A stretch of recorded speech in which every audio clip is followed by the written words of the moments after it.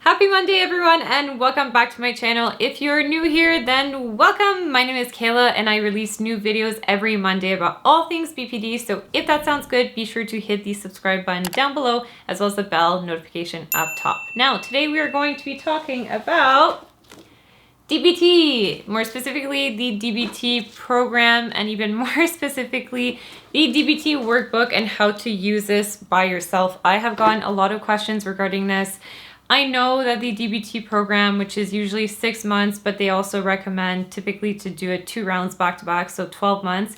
It is very, very, very, very, very expensive. I did it and I think that it cost me, I'm not even sure, but in the ballpark somewhere between 7 to 10 grand to do for 6 months. And I recognize that this is not a given and it's really not everyone who can afford to do these types of treatments. So today I wanted to talk about what is a cheaper alternative, that being, how do you process and work through the DBT workbook by yourself instead of taking the course to get the help that you need to address your BPD symptoms. Now, just quickly before diving into things, if you do not know what DBT is, or dialectical behavior therapy, I recommend that you go watch my previous video, which I will just link above here. But essentially, DBT is a form of evidence-based talk therapy, which is highly based on CBT, cognitive behavioral therapy, with a lot of mindfulness integrated in it. In a whole, it was created by Marsha Linehan, and this was a specific therapy to help individuals with high emotions and a high rate of suicide. And so going back to this now, if you're watching this video, it's probably because you have this book at home, you're not really sure what to do with it, you want to process to work on this by yourself. And if you're watching this video just out of curiosity, then awesome. You can also buy this book. I will put a link in the show notes down below for those of you who are interested. This is the second version that I have. I'm pretty sure that this is the most up-to-date. I bought this in 2021, so I don't think that they released one in the past year. So let's get into it. When attempting to work through this workbook by yourself, it can seem overwhelming. As you may have noticed, this is a fat stack, okay? There's a lot of information, there's a lot of different worksheets. There's not necessarily a guide built in here to tell you, start at page 29 and move to page 64. No, it's, you get the book, you read through it, you try to fill out the worksheets. It's hard to know when you're alone, especially if you're not even assisted by individual therapy, where to begin. So the first thing that I will recommend is to begin in a specific order. You will notice that this book is divided into 4 categories. So we have mindfulness, then we have interpersonal effectiveness, emotional regulation, and distress tolerance, okay? Those are the 4 modules of DBT. And usually when you're doing the course in a group format, you would have 3 modules and they weave mindfulness throughout the 3. So you wouldn't be doing it in 4 separate categories, okay?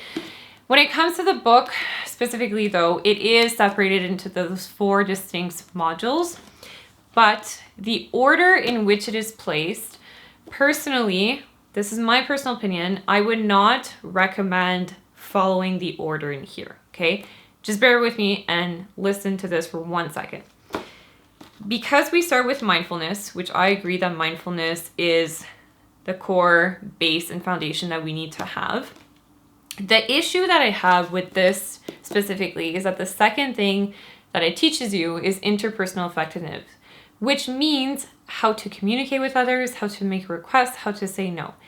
Those are fundamental and essential skills. However, if you do not have the capacity to regulate your emotions, if you are always in a crisis mode, you will not be able to use these skills effectively. And so therefore, we need to first begin with distress tolerance, okay? So what I would recommend is starting out with a daily mindfulness practice. You can sift through the mindfulness modules, within your workbook, read up on it, pick one thing. There's different skills. There's the what and how skills in DBT. So you can pick and choose whichever ones you like and start practicing consistently every single day. Once you feel like you have a good mindfulness practice in place, and this can take a few days, a week, there's no specific formula. then you can start tackling the distress tolerance, which is actually the last module within the book. So once you work your way through the distress tolerance skills, then I would suggest to go to the emotion regulation skills. Okay, so once again, we want to learn how to survive and accept, without making worse, our moments of distress. Then we want to move on to day-to-day emotion regulation. And then we want to move down into the interpersonal effectiveness. So when we are making a request or saying no, we then at that point know what to do with those strong emotions. When I first did the DBT course, that's actually one of my main criticisms, is that we began with interpersonal effectiveness and I didn't know how to regulate emotions. So it was really difficult to put into practice in a healthy and effective way those skills, because I was feeling overwhelmed all the time, and then on top of that, I didn't know what to do with it. Okay, so that takes care of the order of how you should work through this workbook by yourself. The next thing would be to talk about the skills themselves. Once again, like I had said, this is a thick book, okay? There's a lot of pages, there's a lot of different skills. It is overwhelming. My next piece of advice would be to just work through one skill at a time, okay? Don't try to read the entire section on distress tolerance in one night, and then you have all these skills, but then you've never practiced them. No, it's important to start with one, and then you practice. When you're doing the actual DBT program, you have, I think for distress tolerance, it was something like 8 weeks, okay? So we're doing this one module for 2 months. And every single week we have a new skill that we're learning. So we're doing it one at a time. We learn a skill, we give ourselves 1 week to practice it. We come back, we report how that went, we move on to the next skill. This is a similar model that you can use when working through this book by yourself. Looking at one skill, practicing it, reading up on it in other sources if you have more questions. Practice, practice, practice, practice.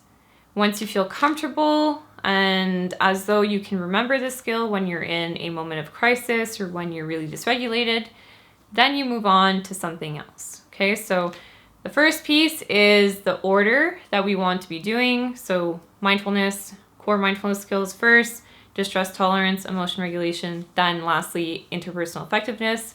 The second piece to working through this by yourself would be the one skill at a time. So really making sure that you're doing one thing at a time.